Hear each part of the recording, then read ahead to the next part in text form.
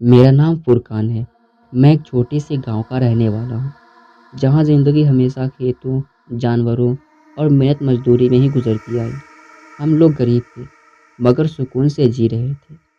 अब्बू की पुश्तैनी ज़मीन थी, जिस पर हम खेती बाड़ी करते थे, और माँ का शौक था कि घर में कुछ जानवर पाले जाएं, ताकि दूध दही से गुजारा हो सके। हमारे आंगन में 2 गायें और एक काली सी भैंस थी। यह भैंस बहुत अजीब थी।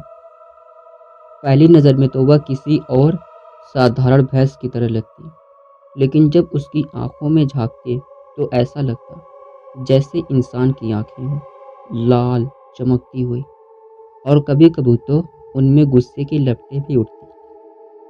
अब्बू हमेशा कहते थे कि यह भैंस हमारे लिए बरकत का साधन है, क्योंकि जब से यह घर में आई थी दूध इतना निकलता कि आस पड़ोस तक बिकता। मगर मेरी दादी अमीना हमेशा डर जाती। वो अक्सर कहती, यह जानवर साधारण नहीं है, इसकी आंखें इंसान जैसी क्यों लगती है, और रात को जब यह आंगन में खड़ी रहती है तो उसकी परछाई इंसान जैसी क्यों होती है। हम सब दादी की बातों को अंधविश्वास समझकर हंसते थे, मगर असली डर तो तब शुरू हुआ जब इस भैंस के साथ अजीबोगरीब हादसे होने लगे। एक रात जब हम सब लोग सो रहे थे, माँ की आंख खुली। उन्होंने देखा कि भैंस बाड़े से गायब है। वह घबरा कर अब्बू को जगाती हैं। अब्बू लालटेन लेकर बाहर निकलते हैं तो देखती हैं कि भैंस कुएं के पास खड़ी है, मगर जिस तरह खड़ी थी वैसे किसी जानवर का खड़ा होना मुमकिन ही नहीं। वो अपने पिछले पैरों पर सीधी खड़ी थी, जैसे इंसान खड़ा होता है। अब्बू की रूह कांप गई। जैसे ही लालटेन की रोशनी उसकी आंखों पर पड़ी, वो जोर से रंभाई और चारों पैरों पर गिर गई। अब्बू ने कहा कि शायद इन्हें वहम हुआ हो, लेकिन उनका चेहरा सारी रात पसीने से तर रहा। कुछ दिन बाद मेरी छोटी बहन राबिया बीमार पड़ गई। उसे अचानक तेज बुखार चढ़ा और वो नींद में अजीब अजीब बातें करने लगी। वह बार बार कहती, भूरी भैंस मुझसे बातें करती है और कहती है मेरे साथ चल कुएं के पार। मगर हमारे घर में कोई भूरी भैंस थी ही नहीं। हमारे पास तो काली भैंस थी। राबिया की हालत इतनी बिगड़ गई कि गांव के मौलवी साहब को बुलाना पड़ा। उन्होंने तावीज़ पढ़कर पिलाया और घर में दुआ की, मगर जाते जाते एक अजीब बात कही, इस घर में कोई ऐसा जानवर है जिसमें इंसानी साया है, उसे तुरंत दूर करो वरना बहुत बड़ी आफत आ जाएगी। उस रात मैं खुद जाग रहा था। मेरी आंखों के सामने वो मंजर कभी नहीं भूल सकता। भैंस बाड़े से निकलकर धीरे धीरे आंगन में आई। उसने सीधे मेरे चारपाई की तरफ देखा, मगर डर से कांप गया। उसकी आंखें जलती लालटेन जैसी थी। और फिर मेरे होश उड़ गए। भैंस की पीठ से एक काली औरत जैसी परछाई निकली, जिसके बाल जमीन तक लटक रहे थे।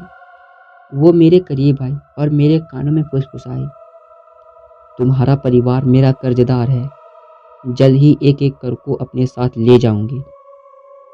मैं चीखना चाहता था, मगर मेरी आवाज़ गले में ही अटक गई। अगले ही पल वो परछाई फिर से भैंस के अंदर समा गई और भैंस ऐसे खड़ी रही जैसे कुछ हुआ ही नहीं। उस रात के बाद मेरी हालत बिगड़ गई। मैं ठीक से सो नहीं पा रहा था। आंख बंद करता तो वही भैंस नजर आती, जिसकी आंखें इंसान जैसी थी, जिसकी पीठ से वह औरत जैसी काली परछाई निकली थी। मगर डर की सबसे बड़ी बात यह थी कि घर में कोई मेरी बात पर यकीन नहीं कर रहा था। अब्बू कहते, फुरकान तू बड़ा लड़का है, ऐसा वहम पालकर छोटों को क्यों डरा रहा है। लेकिन मेरी बहन राबिया का हाल रोज बदतर हो रहा था। वो आधी रात को नींद से उड़ बैठती और बार बार कहती, भैंस मुझे बुला रही है, वह कह रही है उसके साथ कुएं के पास चलो। उस रात तो उसने हद ही कर दी। सब गहरी नींद में थे और अचानक दरवाजे की चरमराहट की आवाज़ आई। मैं चौंक कर उठा तो देखा राबिया घर से बाहर निकल रही थी। उसके पीछे भागा। चांदनी रात थी और हवा में अजीब सी ठंडक थी। मैंने देखा वो कुएं के पास खड़ी है और उसकी आंखें बंद है, जैसे नींद में चल रही है। मैं उसका हाथ पकड़कर खींचा, राबिया होश में आओ। मगर तभी भैंस पाड़े से निकलकर कुएं के पास आई। उसने जोर से रंभाया और उसकी आंखें लाल जलने लगी। मैं डर के मारे पीछे हटा। उसी वक्त राबिया ने आंखें खोली और मेरी तरफ देखकर हंसने लगी। तुम्हें कुछ नहीं पता फुरकान, ये हमारी रक्षक है, ये हमें अपने साथ ले जाएगी। उसकी हंसी सुनकर मेरी रूह कांप गई। मैंने जबरदस्ती उसे खींचकर घर में लाया, मगर अब अब्बू और माँ को बताया, जो उन्होंने फिर मेरी बातों को वहम समझा। कुछ दिन बाद दादी ने मुझे अकेले बुलाया। उनकी आंखें में कुछ दिन बाद दादी ने मुझे अकेले बुलाया। उनकी आंखों में अजीब डर था। उन्होंने धीरे से कहा, फुरकान, तेरे अब्बू को शायद याद ना हो, लेकिन मुझे सब याद है। यह भैंस साधारण नहीं, यह असल में इंसान थी। मैं हैरान रह गया। क्या मतलब दादी, इंसान थी?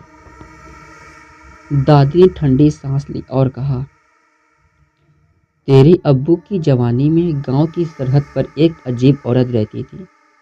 लोग उसे चुड़ैल कहते थे, क्योंकि वो रात को कब्रिस्तान में जाती और अजीब नुष्ठान करती। एक रात गांव वालों ने उसे पकड़कर आग में झोंक दिया, मगर मरते वक्त उसने कसम खाई कि वो इस गांव में लौटेगी और इस खानदान से बदला लेगी।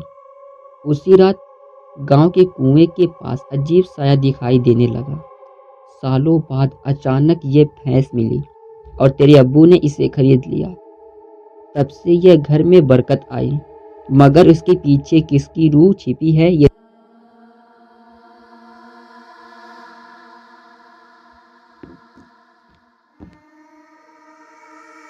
मगर इसके पीछे किसकी रूह है लेकिन इसके पीछे मगर इसके पीछे किसकी रूह छिपी है, ये सिर्फ मुझे मालूम है।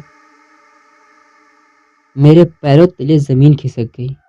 मतलब दादी, ये भैंस उसी चुड़ैल की रूह है?